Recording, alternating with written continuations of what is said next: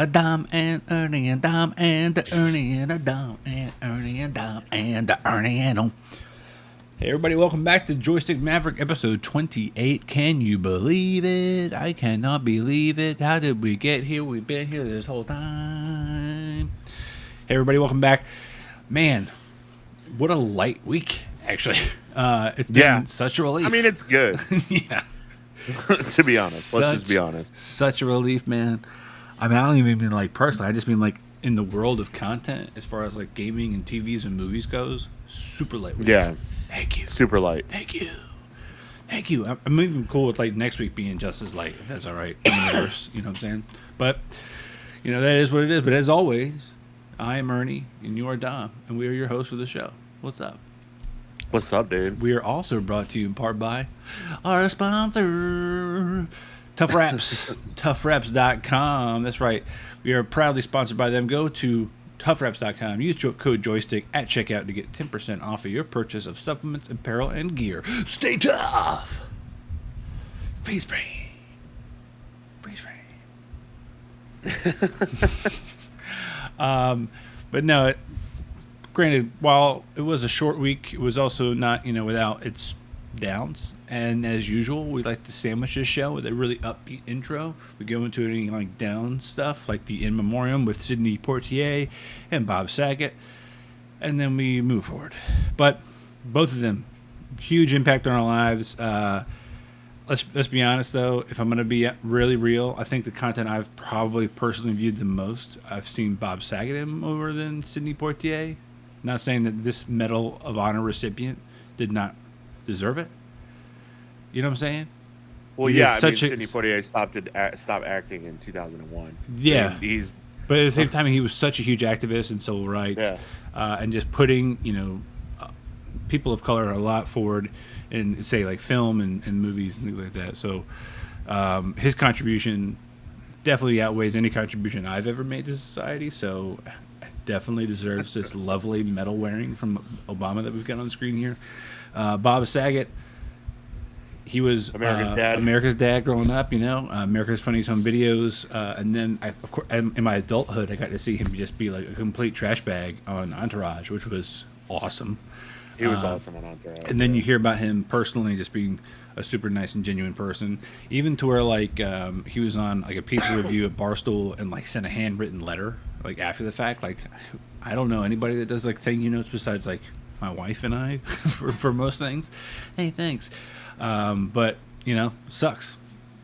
I thought he was an asshole in real life, but apparently, like, just because I guess he plays an assole really well on TV. Right. I think a lot of his like humor is raunchy as far as like his stand-up. Yeah, like his whole aristocrats joke, like that whole thing was some of the most insane shit I've ever heard.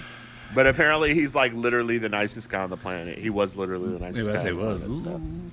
But yeah, so you know, RIP to both those guys. Man, what I mentioned? I would love to not have an In Memoriam every single episode. Dude, I would love to. Right? I mean, I'm not going to say this is going to sound funky. I would like to have at least just make it one person. You know, we've had double up 2 weeks in a row. That's not great. Somebody else, who was it? It was God dang it, man! I know his name, and it's going to escape me. His first name's Sam. He's the old guy with the big old mustache who's like the Sam Elliott. Thank you. People are like, we must protect Sam Elliott, and I'm like, Sam Elliott, of all people, Sam Elliott has looked the same age for 20 years since. Yeah, I don't know how old he is. In 1995, he's looked the same. Yeah, I mean. Granted, he was a ghostwriter at one point. He was one of the Earps in Tombstone, and now he's in that show 1880 something. It's a prequel to Yellowstone. There you go. I just watched all of Yellowstone. It's so good. I've only seen one clip so far, and it was the clip of Kevin Costner asking, I guess the ranch hand that everybody wants to be on top of, who was Raymond Calitri. Raymond Calitri. That's right. Too Fast, Too Furious. Which, to me, I always just think of him from Dazed and Confused. so it's just Right. even more like less intimidating. But like he asked him like, so we ever figure out what we're gonna do about this? He's like, well, we just best we came up with is like, just fuck it, we're gonna get him up there. We're just gonna chase him down the hill, and he's like, okay, fuck it. It's like that's pretty much half my day right there. Just gonna figure it out. But I digress. Moving on to more upbeat things. R.I.P. Sidney Poitier and Bob Saget. But the state of gaming has some hope on the horizon. Pun intended for one of the topics we're going to be talking about. But first up, Thor, or God of War, Ragnarok with Thor right here. We talked about this last week, but so this is a bit of a misprint on our side a little bit. Oh, God of War Ragnarok is not on PC. Huh? God of War is on PC. God of War. The one Ragnarok hasn't come out yet. That comes out later on this year. Let me throw this up here. Spoiler banners, spoiler banners, spoiler banners. Yeah, I didn't notice that. That's I just read the note and I was like, it's on me. Yeah. I should have trusted more, or trusted less, I guess. Yeah. But yeah. So this is coming out eventually. Not right now. Thanks. I really hope someone that we know is watching this, and I will not blames, but we're gonna skip right ahead. So coming soon to PC is gonna be God of War Ragnarok. Who knows if it's coming to PC? Oh Jesus Christ! Okay, we're moving right along. But for at least for February, we got a lot of stuff coming up. We've got. I'm just going to read the quick list here. Thank you, Matt, once again for the show notes. Our man in the chair. The first one, Life is Strange Remastered Collection. The next one, The Waylanders, Dying Light 2, OlliOlliWorld, Sifu, Crossfire X, Know by Heart, Lost Ark, Dynasty Warriors 9 Empires, which, by the way, I think the last time I played as Dynasty Warriors was Dynasty Warriors 3. The King of Fighters. PS2. Yeah, bro. The King of Fighters 15. We've got Total War Warhammer 3. Horizon Forbidden West. Destiny 2. The Witch Queen, which I know you're going to have a lot of opinions on. Monarch. Martha is Dead, which, by the way, if Clark or Bruce had anything to say about it, Martha would not be dead. Elden Ring. Grid Legends. Blood Bowl 3. And then Evil Dead the Game, which is not on our list tonight, but I do want to bring up the fact that Evil Dead had a little tribute this week, but we'll get to there when we get to it. So first things first, on our list here is OlliOlliWorld. I actually I really put this on the list here, Don, because let me get to it, right? Bam. Because just this wallpaper in itself made me think of so many Cartoon Network shows right now. I really love the visual style of it. But the game itself is a 2D platforming skateboarding game. The game takes place in Radlandia, which sounds awesome, where the player can interact with the game's characters and take on side quests. To get high scores, the player is required to chain together tricks in order to get combos. Sounds very familiar to any other skateboarding or X Games-like game. The player can ride walls and grind on rails, increase their score. OlliOlliWorld introduces elements new to the franchise, such as quarter pipes and branching paths. The game has a hand-drawn art style, in contrast to the pixel art of previous entries. It looks awesome. It just looks like a fucking great time, if I'm being truly honest. Yeah, I played, so there was an OlliOlli that came out a couple of years back, or a fair amount of years back at this point that I played. And I really enjoyed it. It's definitely, to me, kind of hits a little bit more younger in scales or in the age of gaming kind of thing. Yeah. But at the same time, it just looks like fun, man. I wanted to make sure we don't alienate the gamers that are into that kind of thing, like Animal Crossing, right? I don't really talk about it enough because I don't play it enough, and that's not fair to everybody else that does tune in. I heard a joke today. It was like, man, my kids are really into Animal Crossing, and it's really entertaining when I hear them say, I really got to figure out how to pay off my house in Animal Crossing. And then my brain's like, maybe you could also figure out how to pay off our house in real life. So that'd be great. And I was like, yes, this is our new economics class for the next generation is Animal Crossing. Dude. It kind of is. I mean, shit. Tom Nook is a goddamn loan shark. Pay your bills on time, yo. I really got some joy out of that. Shout out to Frank.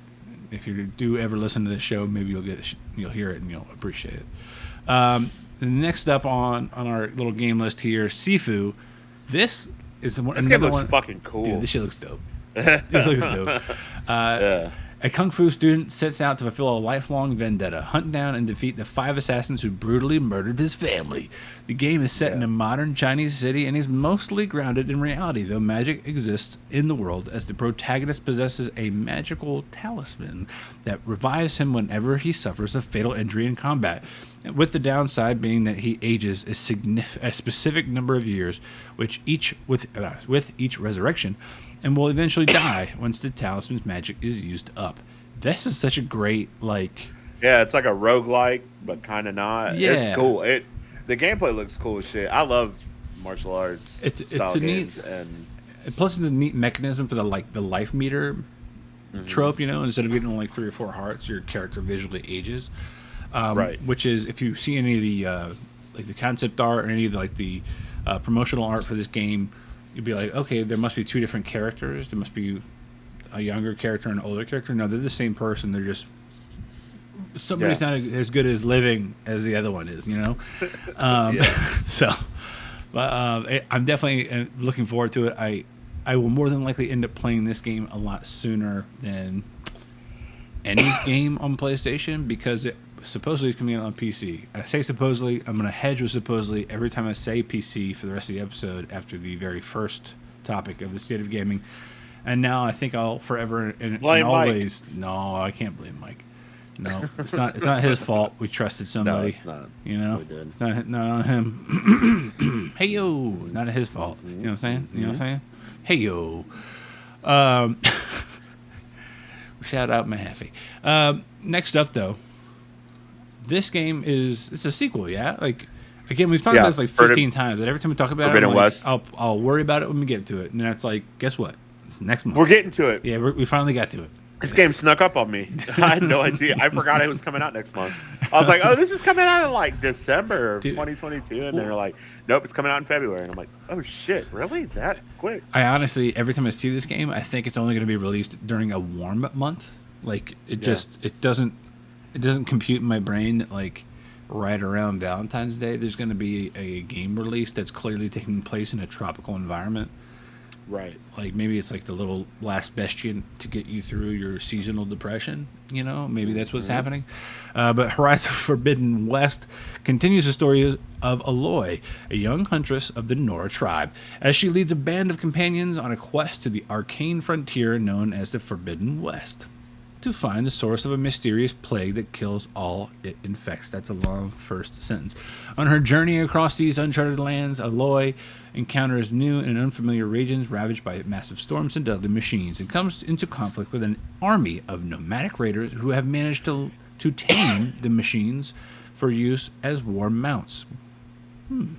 She also discovers a vast array of environments and ecosystems, including lush valleys, dry deserts, snowy mountains. Oh, there we go, snow. I got you. Maybe that's the first place she encounters, right next to the beach. And tropical beaches and ruined cities both above and below the water. So at least you can tell just by that list of environments, you've at least got several different stages of the game. It's not going to be something that hopefully somebody beats in 10 hours. No, the first one was super long. I really want to play the first one, and I've tried it a few times, and I got into it a little bit, and I think stuff just came out. It was the most beautiful looking game on PlayStation 4 for a long time. Really? It was light years ahead of everything else. That's a big proclamation. And it's really well done. The crafting system for the weapons and armor and everything is really cool. The environments are really cool. It did feel a little empty just because it's another one of those post-apocalyptic games where you're kind of in the future or whatever. But it was a ton of fun. I want to play it. The new one looks really cool. So was it CES, Consumer Electronics Show, was just the last 2 weeks? I feel like Sony, it was. I saw the new. So it was. Sony, right. Sony unveiled VR2. Well, they already unveiled VR2 before, but they announced a companion game to this game that is going to be premiering in VR that everybody's super hyped about, and I can't remember the name of it. No shit. But it's a Horizon game. I honestly forgot about it until you mentioned Horizon today, and I was like, oh, yeah. But Horizon Forbidden West looks dope. It looks really cool. I'm excited. Mahaffey is proudly defending himself respectfully, saying that he could not find anything that said it wasn't coming out on PC, so he thought he missed something. You know what? I like that. We're going to err on the side of everything comes out on PC. PC Master Race. Right. But he did say he put 5 hours into Horizon before he dropped off that game, and he basically said it's another Witcher 3 for him, which is... Yep. That's the easiest way to put it. I want to play Witcher 3 so bad. I want to love that game. And You want to. I just don't give a shit about the game. It's just like Bloodborne, Dark Souls. I'm sure Elden Ring, when that comes out. Like 5 hours in. Yeah, I'm 5 hours in. I guarantee I'll spend less than 5 hours in Elden Ring before I'm like, nah, this isn't for me. Yeah. I think it's one of those, like, you have to really, truly love or identify with the character and landscape to really appreciate it and go through it. But hopefully that's not the case for this game, because it clearly has been, like, coming around for such a long time that even I feel like it's funny. I heard the announcement this week that the PlayStation 4 is going to be continued to be made. Because it's their most popular selling console yet for PlayStation. Xbox One, however, that series is donezo. Microsoft is not producing anymore. Bye-bye Dodo Bird. Which I'm kind of 50-50 on that split, you know, like, oh, keep PlayStation 4 going. It's like, well, if the silicone and the resources are that hard to get, don't blow it Why on the are you old going to make versions. PlayStation 4s? Like, yeah, whereas, you know, if we're going on the Microsoft side, they're like, yeah, we're donezo with that. It doesn't make any sense. It makes sense. Like, it doesn't make any sense because, like, they're not putting out PlayStation 4 games. They're putting out PlayStation 5 games. Right. Whereas Xbox could continue making the Xbox One because every game that's coming out is for both. Yep. So it's not, like, it doesn't make any sense to me. I'll never understand it. There's got to be a dollar point somewhere that somebody's figured out. They're just not going to tell us anytime soon. The next up, though, I think this is more like one I think you want to sink your teeth into, and I welcome the shit out of it because this is a Dom Irvin special for sure. Yes. Yeah. All right. So, if you want me to read the plot synopsis, I'm looking at the size of this thing. It's massive. There's dude, many buzzwords. You don't need to do that. We don't absolutely need to do it. I'll summarize this bitch for you right now. Yeah, I'm looking at all the words in here, and several of them have like umlauts or accents or chevrons like in the middle of them. I can't even. I'm not gonna butcher this. I'm not gonna do it. Essentially, okay. Here's the like 5-second story to this. Hit me with it. I would love to hear any of these words pronounced properly from you. Oh, I got you. All right. In Destiny 1, you fought a dude named Oryx. Okay. Oryx was a hive god. Oh, that was the easy one. So it was 4 letters. Right. I can get the guy that one. Oryx has 2 sisters, Zabathun and Zebu Arath. Yeah, I would have fucked those up. Zabathun has been a overarching, behind-the-scenes villain of the entire Destiny 2 experience. From the beginning all the way up until right now. This whole next expansion is about you going to face her. Okay. I'm excited. I'll tell you what. I have fallen off of that game really hard. I've used... Because this season... So, Destiny's been split into seasons like any other game that is right now. Yeah. So, this season has been extended by 4 months because Witch Queen was supposed to come out in August. No, September. Witch King was supposed to come out in September or October. But they got pushed back because of COVID. I remember the big announcement for this, and you were just going bananas over it. Like, I think... Yeah, we talked about it. It was right before our little hiatus back in Q4. Yeah. So, I'm excited. They're bringing a bunch of new things into it. There's like a weapon crafting system that they briefly touched on, which is brand new to the thing, which comes with a weapon called the glaive, which is like a sword on a stick. But yeah, it's more the same. It's more Destiny. Well, Destiny's toxic ass fan base. I was gonna say Destiny is a Bungie property, which immediately makes me think of the old school Halo, right? Not today's Halo, but and all I've heard about is the toxic online environment. At the same time, I've also heard it's a really fun, awesome game, mostly from you. It's great. But there's It's a that ton of balance, fun. right? There's that balance of like, do you want to participate in the community or do you want to just play the game and get through the game? Let me tell you something about the community. The community's toxic, but it's not like League of Legends, World of Warcraft, Call of Duty, Dota. Dota, yeah. Fortnite. It's not nearly as toxic as any of those. Oh yeah, Fortnite is just trash bag. So much so, I'm not going to name names for anybody that watches this show, but so much so that people are like, yeah, I have to remind my kid when they come off from playing Fortnite that they're not playing Fortnite anymore. And the way they're talking is not going to be tolerated. If I ever had a kid talk to me, bro, no kids for me, but if I ever get approached by a child in public that says like some shit from Fortnite or is like you're trash or is like all that stuff, I'm slapping that kid. I'm gonna mush children. Sidebar. I want to mush Do children. you remember you were in the car with me? Is when we worked at the Apple store. When we were driving down the street and this kid walked in front of us and flipped us both off. Yeah, like that. Yeah. And had his mom in front of him and shit. And like you and I both rolled down our windows and started yelling at that kid. Yeah, he was like, "What are you gonna do?" We're like, "I'm gonna come out there and whoop you, bro. Your mom's gonna thank both of us. Like, she's gonna high five us when we're done." That was awesome. I remember Freaking that. little monsters. Yeah. I'm not, what was it? I think it's Chris Tucker. No, reverse that. Chris Rock has a comedy special. He does, his whole joke is like, I'll never hit a kid, but I will shake the shit out of one. Like, now, these are jokes, folks. These are jokes. Don't cancel us. We're not only on episode 28. We're not quite there yet. But no, I got to agree with you. Like, I'm excited about what's happening with Destiny 2, and as far as like the continuation of the story, I hope that the gameplay is good, and I hope it's been worth the wait. Honestly, when you get an extra quarter of the year, or at least like 6 months, it's got to be something that's like all the bugs are massaged out. Like, hopefully they've been sitting there like waiting to just flip the switch and just like flip it. I guarantee you the launch is going to be a shit show. Oh, really? Every single Destiny launch is a shit show. Damn. And like, look, Bungie has done a really great job through this drought between seasons and expansions of bringing things that are meaningful. Like, they had their whole 30th anniversary event that came out in December. That was awesome. They've done a lot of good things, and I would say Bungie is really known for engaging with the community, whether the community likes it or not. I would say the Bungie community is just like that Whitney Houston song. What have you done for me lately? I will always love you. What have you done for me lately? Oh, okay, so that's a different song. Because the Destiny community is always, what have you done for me lately? It's like, hey, we're doing this really cool thing. Yeah, but like, what about this thing? Right. Or, hey, we're doing this really cool thing. But like, what about Shatter Dive? Hey, we nerfed Shatter Dive. But like, what about Dawn Blade?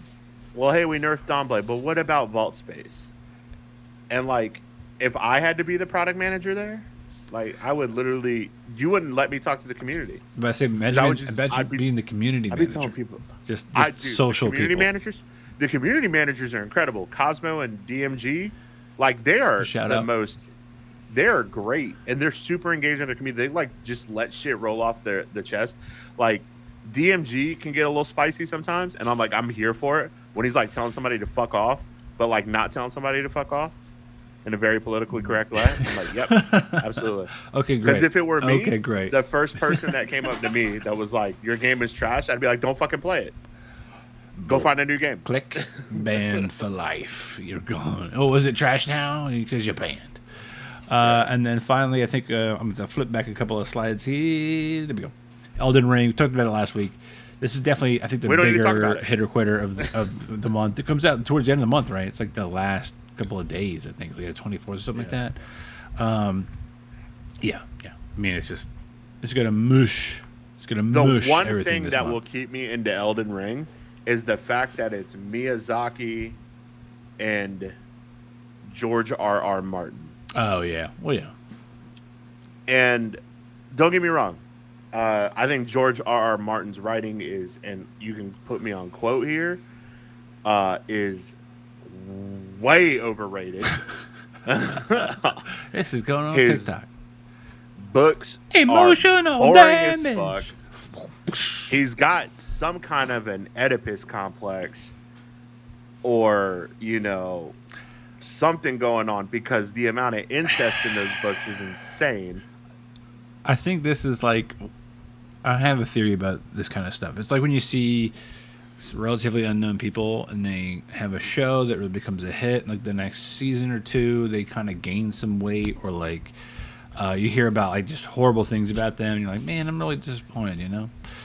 My thing with George R.R. Martin is like, I think secretly brilliant, right? Not unsecretly, publicly genius, secretly nerd person who has gained a shit ton of like mainstream fandom, and because of that he might just be a little cocky, and I think he's just a little bit. I think he's just ready to like call it quits. He's like, I'm going out on top, I'm out, bye-bye, I'm never gonna finish that last book, I'm donezo here.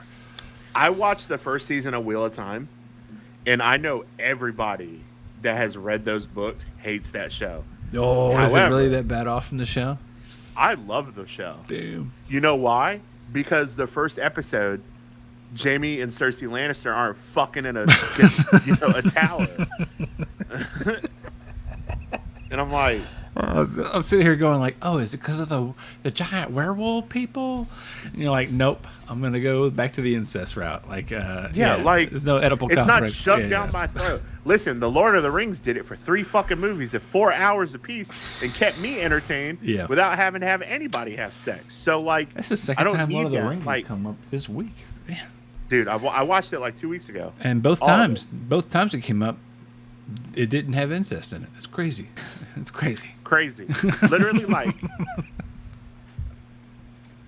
George R.R. Martin is like that guy who like watches like fake snuff films and does shit for like shock value. Yeah. Oh yeah. Just like The Red Wedding, shock value. The Mountain and the Red Viper, shock value. Let's see. The Night King shit, shock value. Literally every Ned Stark. Oh my god, I forgot Ned Stark right in the beginning of the show. I feel like he does come from the school of like, coincidence should never get you out of trouble. Coincidence should only get you into more trouble. Like, and that's a very like, I think that's one of the foundations of Pixar films is like, oh, what a coincidence, we're now fucked. Like any Pixar show or movie, excuse me, it's like that. I haven't seen Encanto all the way through. I need to watch it. But all I know is I'm sure there's going to be one moment where it's like, fuck, And Abuela is coming to take my Hispanic card and being like, yo, you haven't watched Encanto yet? Oh, like, what's wrong with you? Let me tell you. I know my other half, who does not speak a lick of Spanish or read Spanish or understand any of it, has watched it way more than I have this past several days.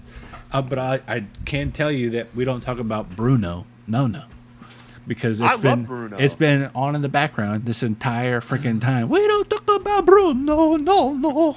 But I can't wait to watch the whole thing. I have no clue what's going on. I even love the fact that, spoiler alert, I'm not going to say anything about Bruno other than that song and a color associated with Bruno.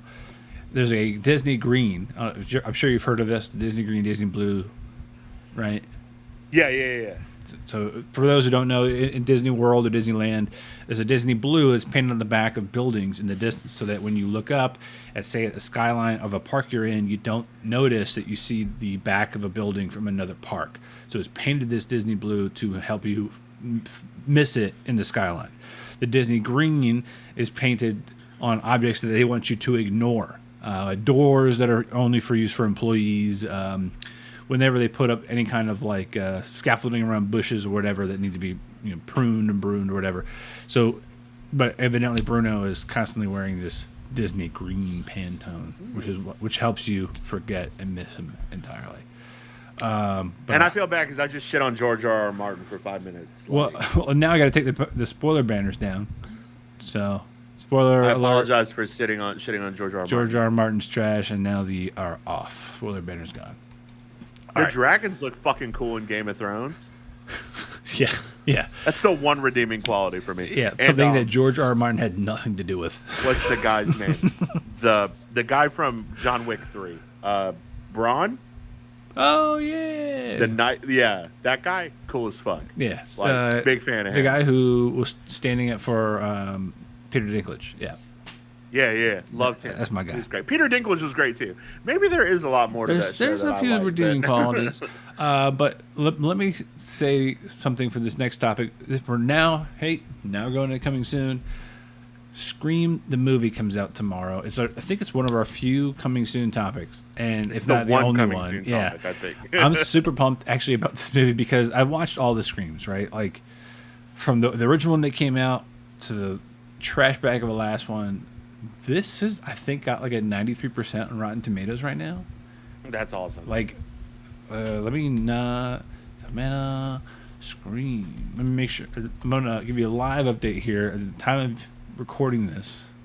It has. Let me tell you what. While you're looking that up, blip, Sam 75. Burstyn. Wow, that's a pretty good considering a Scream film. Yeah, Sam Burstyn, who doesn't like a lot of things.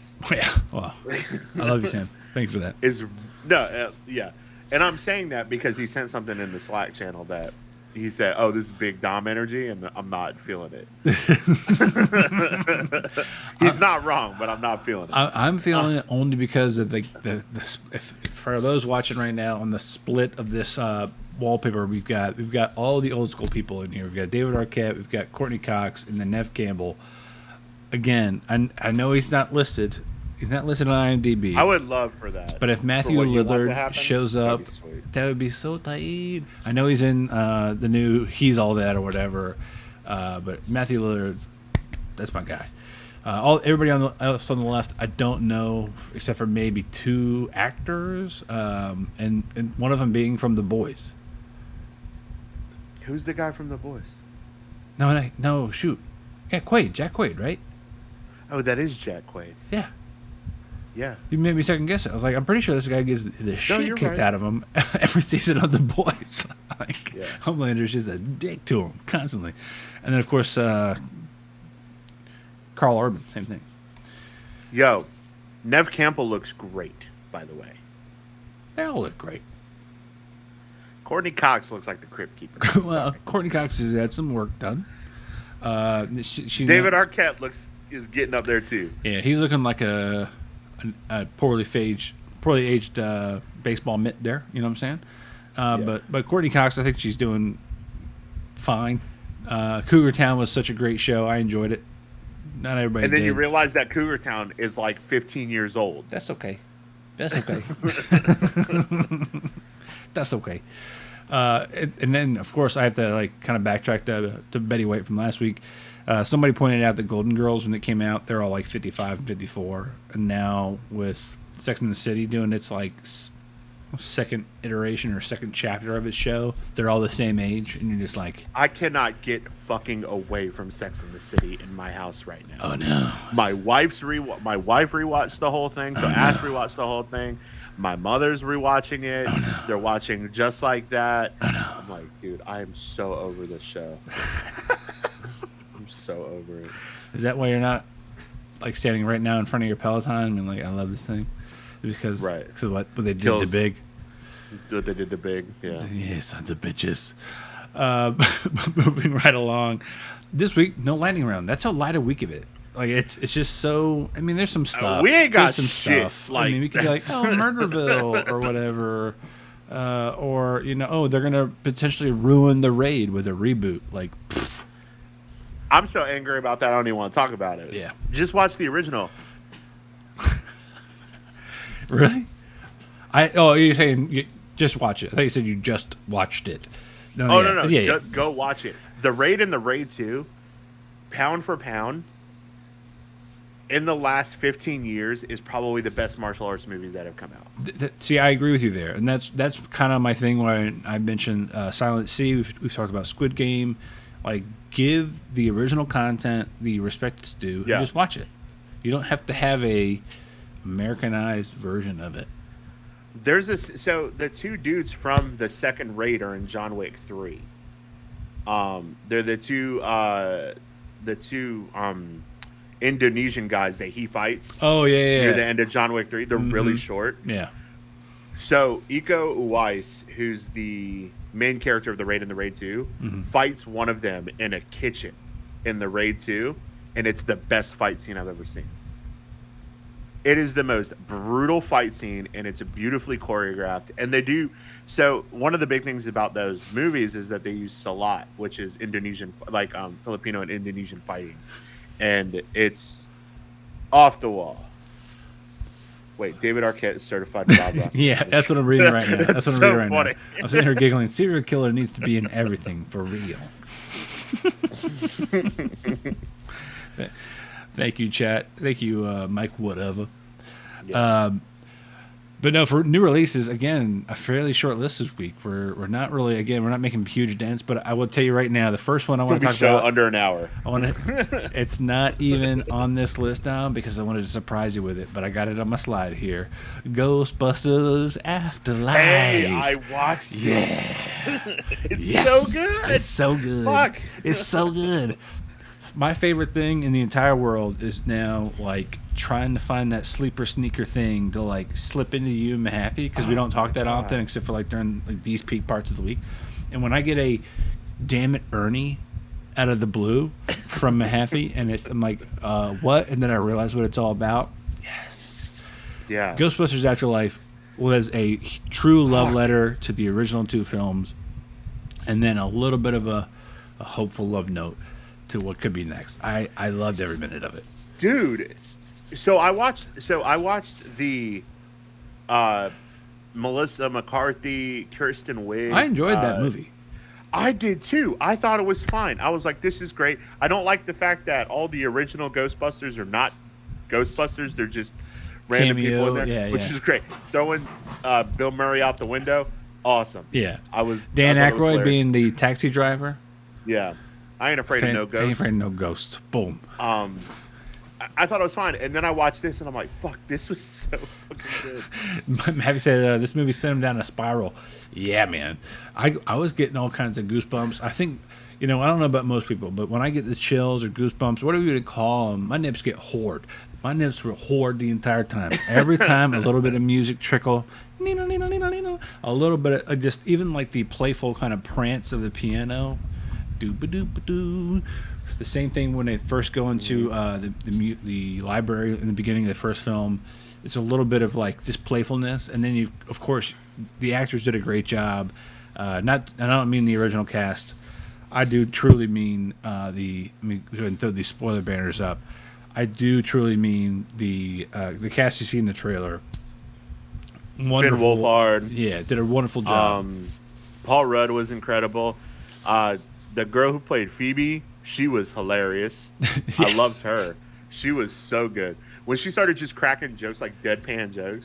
Yeah. And like her like a way of blending in. Yeah. It was definitely like every single time you're right. Every single time she did drop one of those, I was like, this is going to be good. Like after the first one, I was like, okay, this is her. And then of course, like the one that you don't see in the trailer at all was truly like the little show stealer podcast. Podcast is great. Yeah, her little friend. I'm like, yes, I want more of this guy.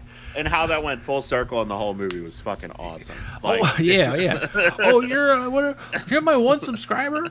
I was like, I know how that feels. Yeah, it was soup to nuts. The movie was so good. I loved it.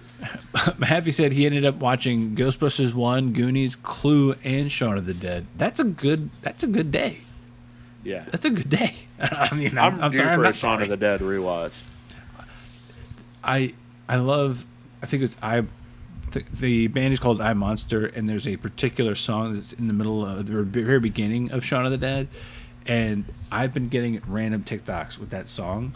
And I'm just like, oh, really? I need to watch Shaun of the Dead. And now here we go. The universe is like... Mike sent me the picture of Sean and Ed when they're listening to electro music when Pete walks in, and they both look up like this. And Mike's like, if there's one picture that encapsulates our friendship, it's that. And I'm like, you're absolutely right. Oh, that is you. Does that make me Pete? Pete! It's 4 in the San fucking morning!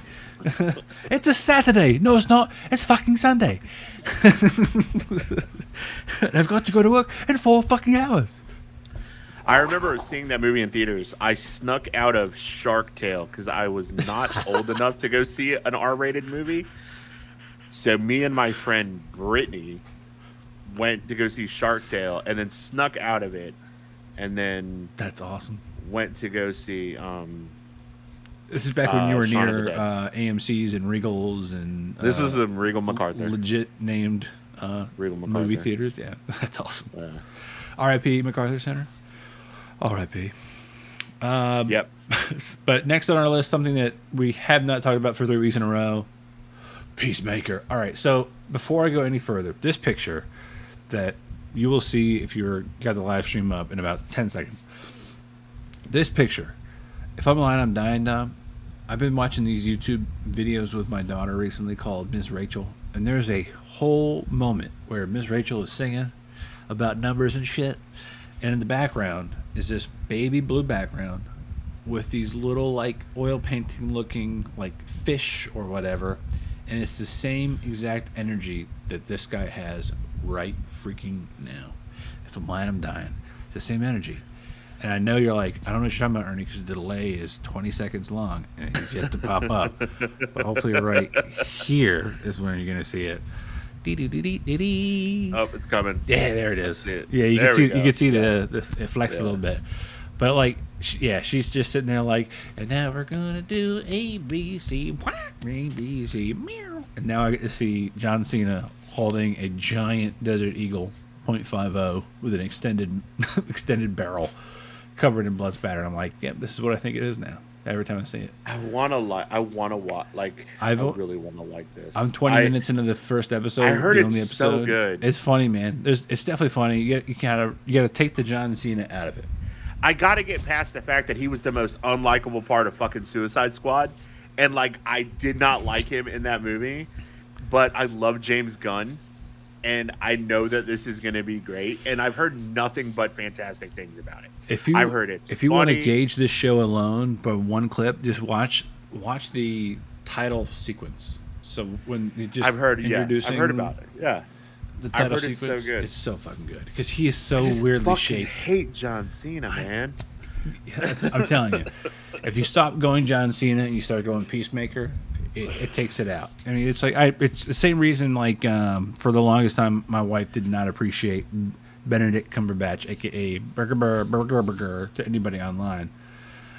Is because one of the films that she first saw him in, he was a pedo, and ever since then she was like, "I'm out." What movie was that? Well, the girl in the movie was like 15. What movie though? Not Atonement, but something like that. Oh, yeah, it's one of those. It was it was a period piece. Period piece. Yeah. He ends up marrying the girl later on, which doesn't make it okay, but it's definitely still weird. So in her brain, though, that guy not so great, and I'm like, yeah, but he's an actor, and the reason you don't like him is because the actor's so good. But artist and I don't art. like John Cena is because he's fucking John Cena. Because he's a giant Ernest P. World. But no, so far so good. I haven't seen the rest of it. Obviously, I want to watch it. The rest of the actors are just as fantastic as he. Well, according to you, they're better than he is. So, but I digress. Next up, I have thoughts, and I'm not gonna spoil anything. I really got to be better on these spoiler banners. Spoiler banners down.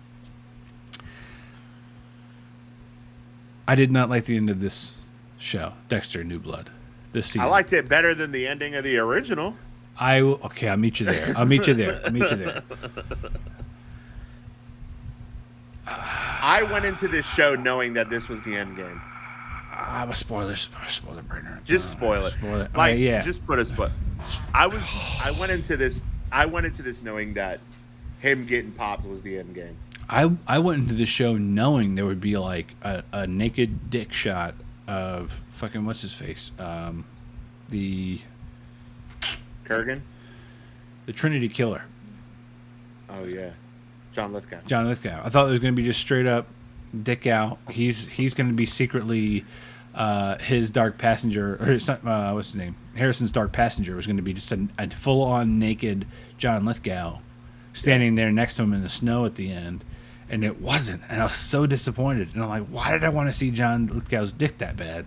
Like, is it just want to measure up? I don't know, because so many people online were like, I would never look at Jonathan Lithgow the same again. And I'm like, he wasn't even really in the show.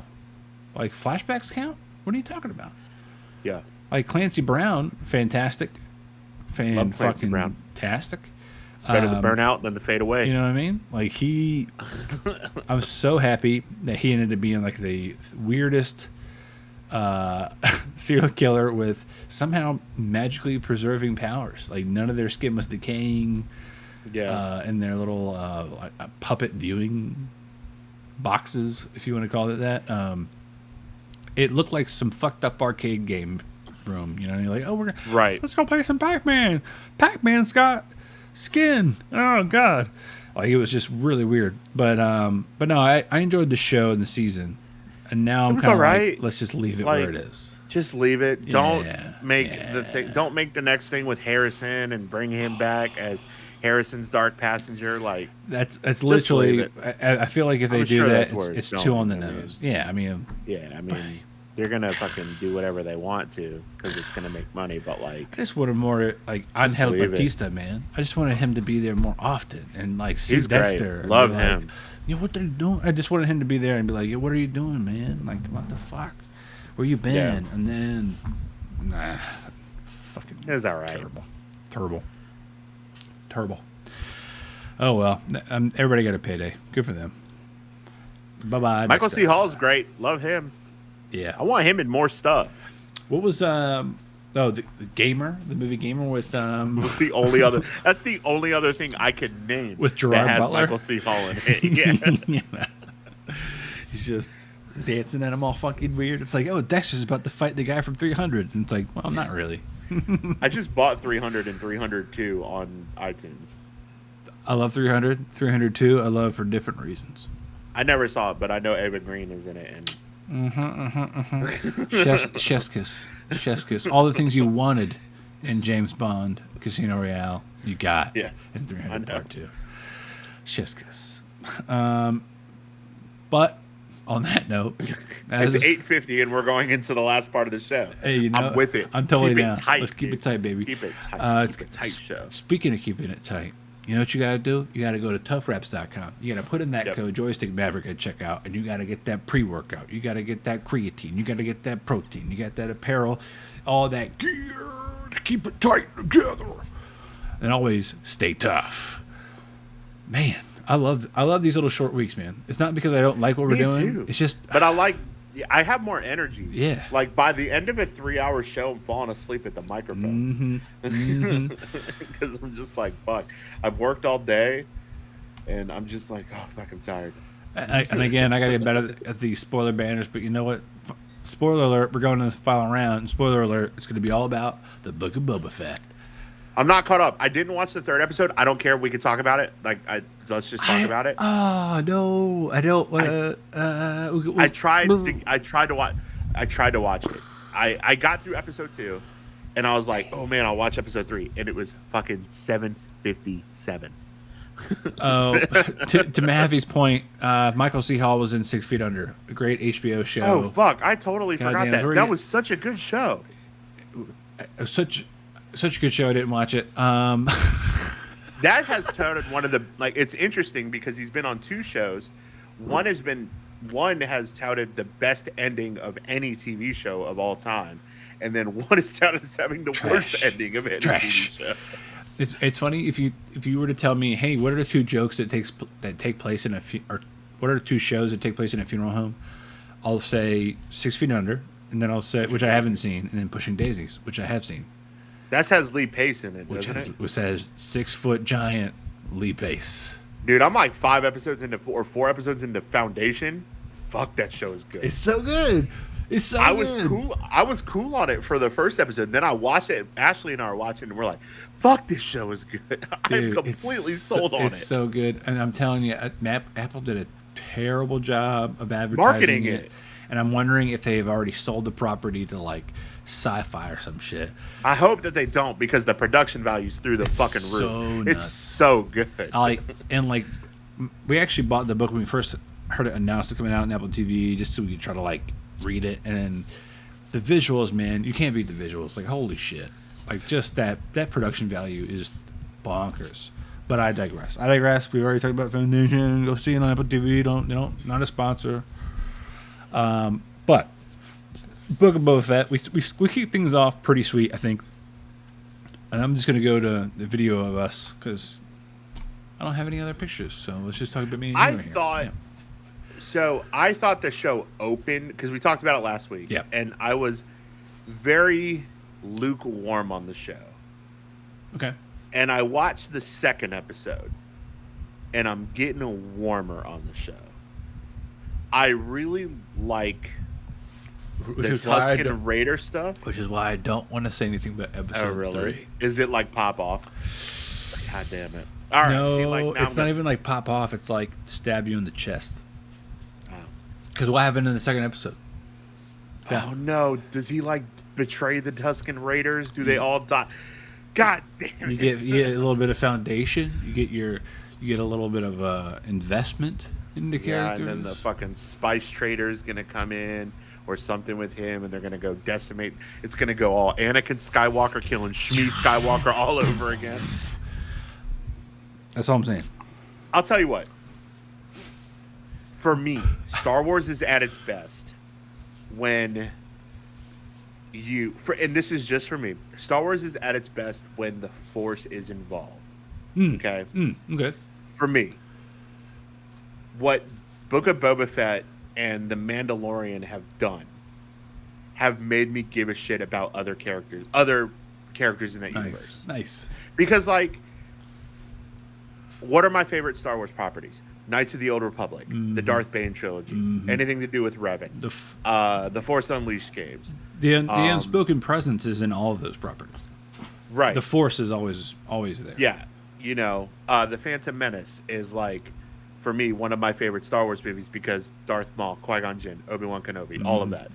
I mean, but, The Mandalorian and, by this chance, the Book of Boba Fett have really kind of brought some more groundedness to the Star Wars universe. Yeah. Like, it's a lot more foot on the ground. No one gave a shit about the Tusken Raiders until this show. Like, really? Like, they were the bad guys in Star Wars A New Hope. Anakin killed a bunch of them because Shmi Skywalker got killed. And, like, that was really it. And then, like, you have the sign this language version of right. It's cool. Of Boba Fett. Now I know that. Now that it's been alluded to that it's all just gonna. I know it has to because he ends up where he ends up, and there are no Raiders with him. Yeah. So. Yeah. I want to know how he gets Slave 1 because I know that's gonna come at some point. Yes. How he gets Slave 1 again. We know how he gets the armor because of the Mandalorian. Timothy Olyphant is gonna be there, maybe. We'll see. I love Timothy Olyphant. He's so good. He's so good. Or is it Josh Duhamel? They both look the same. Josh Duhamel and Timothy Olyphant, I for the longest time could not tell apart. I think most people are there with you on that one. I can only think of the difference between them now because of the Santa Clarita Diet. Oh yeah, the Santa Clarita Diet, man. Great show. What's the name of the Wookiee? Is that the name of the Wookiee? Black Chrysanthemum, right, or whatever. Yo, that dude. Ash saw that dude come on scene. She was like, "Yo, he is fucking sweet. He is jacked." I was like, "Look at this salt pepper ass Wookiee right here, bro. Look at him with the huge spiked armor." I was like, "Yes, this is badass." Speaking of salt and pepper, real quick, I gotta show you. This is terrible. Oh, I thought you were talking about me. Oh, look at this. Dude, look at the white in my fucking hair, dude. I saw legit white in my hair. Like this up front looks like a little look at tip frosting, like you were trying to do something cool. It does, doesn't it? Right back here, it's like we're just gonna give up on it. We're just all white. It's so terrible. But it's still thick like a rug. Look at that. It's thick like a rug, dude. Man, good grief. It's not going anywhere. You lucky bastard! I'll trade you. I got the sprinkles and the lack of thereof. You know what I'm saying?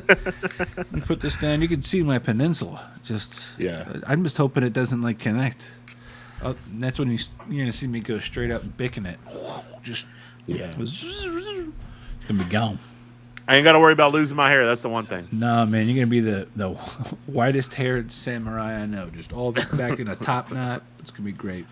I had a top knot all through COVID. I love it. It's coming back though. I'm throwing it out. I like it. It looks good, man. Thank you. But no, I got to agree with you. As far as like the first episode, it opens up. You've got Fennec, who is now his right hand lady, and well, let's be honest. We already agree she's badass. Anything she's in, gold. She can choose what she wants to be in. Street Fighter. You give me a Chun-Li. But no, her chasing down those assassins, fantastic. There's a little bit of like Boba Fett kind of thumbing the established order of, I didn't see you come in on your on Camelback or whatever, like with your whole train of people. No, I'm here, and I say I'm badass, and you're gonna treat me that way. I am the daimyo, and where's my tribute? That Twi'lek emissary looks like fucking Danny Putty, and I know it's not Danny Putty, but he looks and sounds just like Danny Putty. You know what his voice hit me with first was Crispin Glover. Oh yeah, and I was totally like, right. And I was like, that's not him. That's not him. I mean, the nose is there, and I know it's a different actor. If we were to be like pull him up, be like, oh, he's that guy in like 15 things. It's very much like David. Not Demescu. What's his name? Oh my God, he was Das Malkin. Das Malkin. That's it. It's the same thing. You see them in like 15 things. You're like, oh, there's that guy. There is an extra in Hollywood movies and film and television that I know his face, and I have no idea what his name is. I've seen him now as far back as the original Spider-Man with Tobey Maguire. I've seen him in Chuck. I've seen him in Social Network as a random person in the background. Yeah, if I'm lying, I'm dying. It's the same guy, kind of pudgy, white guy, curly red hair that slowly gets more darker over time as he gets older. This motherfucker is a vampire, and I'm telling you, if he has not aged a day, he hasn't aged 20 years. It's been insane. And every time I see him, I'm just like, it's like a new drinking game. If we were just going to have a night of it and be like, okay, if we ever see this guy, you have to finish off whatever drink in front of you plus another one, we'd be fucked up. Because he's in everything. And it's gonna really hurt my brain when somebody's like, oh yeah, that's like every movie show producer's great nephew, and that's why he's in everything. And I'm like, oh man. Like, it'd be like if Ben Savage appeared in everything that he produced. That'd be fucking sweet. You know what I'm saying? I'd be with that. Like, Ben Savage. Wonder Years just shows up whenever he wants to. But this guy's, he's in fucking everything. I digress. But no, I think for this show in particular, episode 3, I think really kind of, for me, kicks it up a bit, but it's also got some really hardcore cheese value to it. There is a group of people in it that I don't want to say feel forced, but at the same time, it feels like a nice homage to American Graffiti, George Lucas's first real big film, which Harrison Ford was in, and which took place in the 1950s with all these like speed racer cars, but the vehicles they are using do not fit at all. They don't fit in the Star Wars universe. They do not fit on Mos Espa. They do not fit in Mos Eisley. They do not fit in any sand-riddled place. If we had them down at Hampton Roads, they would not fit at the beach because the salt air would just erode any kind of coolness from these vehicles. And the minute you watch this third episode, you'd be like, yeah, this doesn't make sense. And I'm going to watch this shit as soon as we get off the show now, because now I want to watch it. Dude, it hurt my brain seeing it because I was just like, why are we doing this? Like, I don't get it. I don't understand the purpose of these people. At the same time, I kind of like it because it's like we're not taking ourselves too seriously, you know? Like, there's, to your point, like, I love Star Wars when there's like the Force is involved, but I also am starting to really enjoy this like universe that kind of mirrors our own, but there's such like a wide variety of goofiness to it, right? And things that just don't fit, and just people trying to make themselves stand out or feel special. And there's this group of people that just, this is how they feel special. And even if it's just like some writer's little love letter to their dead parents or something like that, because it's definitely 1950s influenced, I'm okay with it. I'll take it. I'll watch it. I'll enjoy it. And I think you remember the movie Get Out? Yeah.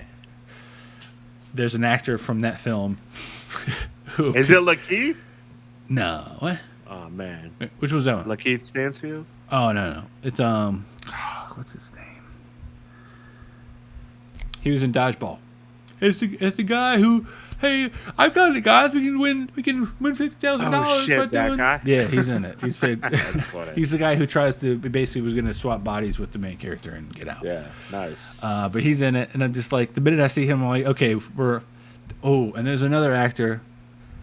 I'm happy if you've seen episode 3, you already know, but there's another actor. Every time I see this person in anything, I get really excited about it. And I won't tell you who it is. But is it Bill Burr? No. He's in the Mandalorian. He was so good. So Bill Burr was in a show called Breaking Bad, right? If Bryan Cranston's in this, I'm throwing myself out the window. But Bill Burr was a secondary character, right? There was another secondary character in Breaking Bad. He is in this episode. And the minute you see it, you'll be like, "Yo, shit!"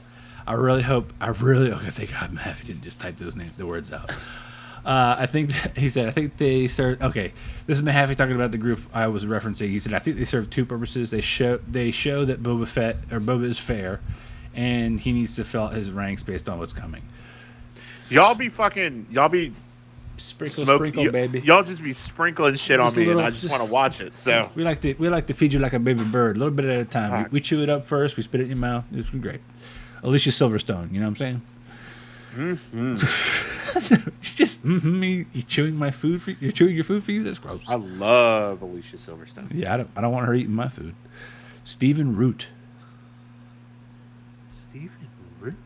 Stephen Root. Is he having a stroke or is this autocorrect? Google. Oh, I swear to God. Milton from that's it. Milton from Office Space is Stephen Root. That's the actor name. I was like, what? That's funny. I fucking love him. Excuse me. Can you see my stapler? I said no salt on my margarita, and they still gave me salt last time. So great. But yeah, go watch episode 3. Enjoy episode 3. Episode 2. Hell yeah. I watched it without the other half, and she was like, "Oh, we're gonna watch Boba Fett." I was like, "You're gonna watch it?" Because episode 2 was 90% no words, and I'm not gonna sit there and read subtitles again. So Ash said the same fucking thing. She was like, "Where are the subtitles?" It's like, because I don't think they've said anything this whole episode. They fucking haven't, dude. They haven't. They haven't said shit. And like even like the total like word count for him for Boba Fett was like 30 at the most. Like it's like God, but at the same time, so important for you to realize the emotional connection. And what a great way of doing that by having nobody say shit. Yeah. Like it's the same way if like you watch somebody play with their dog and they'll talk about the dog. You're like, that motherfucker loves the dog. Not calling the Tusken Raiders dogs, obviously, but the relationship is similar. Adopted family. But yeah, that's all the spoilers I'm going to give this week. And the worst part is, once again, I forgot the goddamn spoiler banners because we're on the 2x2 video, but that's all right. That's all right. Man, all right, so this week, light load, thank God. Once again, I'm Ernie. I'm Dom. Mahaffey was our man in the chair. As always, thank you, man. I really, once again, appreciate the show notes. I try to read them, and then, of course, I remember I can't read. So that's Thanks for fucking up God of War Ragnarok. It's not his fault. It's not. It's really not. It's not his God fault. of War came out on PC this week. It's just not Ragnarok. Technically it's the accurate. First one. Yeah. And to be fair, the person who mentioned it did not say Ragnarok either. They just said God of War, and now it's just like it's got to be the new Harrington, one. friend of the show. Oh damn it, man! You're gonna out him? It's like that. All right, fine. Hey, Sean, your fault. This is your He's been fault. on the show. Hey, you know what? We're gonna find out if he actually listens to the show or not. Yeah. If he just like just gives a shave, like, oh, guess you really enjoyed last episode, huh, bud? But no. Yeah. Thanks everybody Bring back for watching Cowboy it. Bebop. Yes. Thanks everybody who watches the show. You can find us on social, Joystick Maverick. You can find us on joystickmaverick.com. Please like, comment, subscribe, hit the bell. We're only on YouTube from now on. Twitch is not really what we're going to hit. And they don't support people. And they allow for hate raids. That's right. And they're not giving us any fucking money. So I'm not fucking playing with them. All my homies hate Twitch. Yeah, it's time for them to jump ship. Like us. But, cool. Enjoy yourself. Be good, Dom. See you next week. Peace. I was throwing up gangs. Yeah, I don't even know. Hopefully nobody just took offense. I was just wiggling my hands back and forth. But that's for episode 29. Peace.